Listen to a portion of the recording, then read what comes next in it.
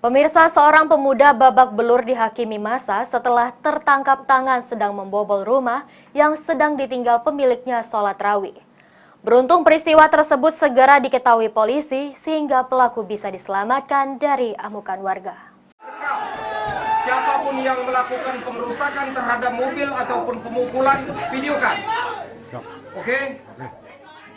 Inilah video detik-detik saat warga menangkap pemuda bernama Udin, warga desa Keluang Dalam, Kecamatan Keluang Musi, Banyuasin, yang tertangkap tangan sedang melakukan aksi pencurian di salah satu rumah warga di Desa Mekar Jaya, Kecamatan Keluang Muba pada Kamis malam 13 April 2023.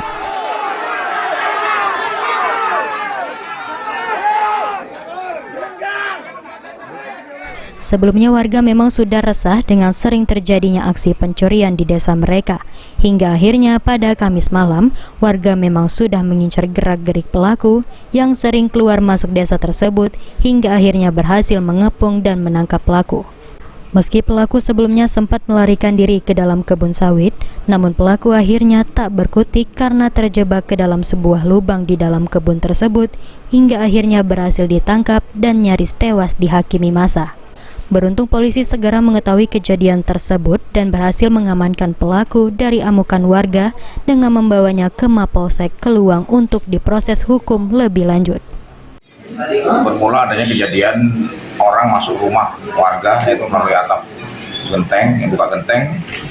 Kemudian orang tersebut masuk dan mengambil tas hitam yang berisi uang sekitar 350 kalau salah.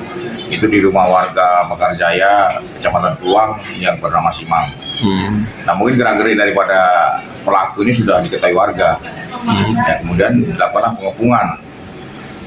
Dan tidak lama kemudian, ya mungkin karena pelaku ini merasa ada yang mengepung, dia terperosok dalam sumur di kebun sawit milik warga. Ya, kemudian saat itulah sekitar jam 20.30 WIB diamankan oleh warga dan mungkin sempat dihakimi massa.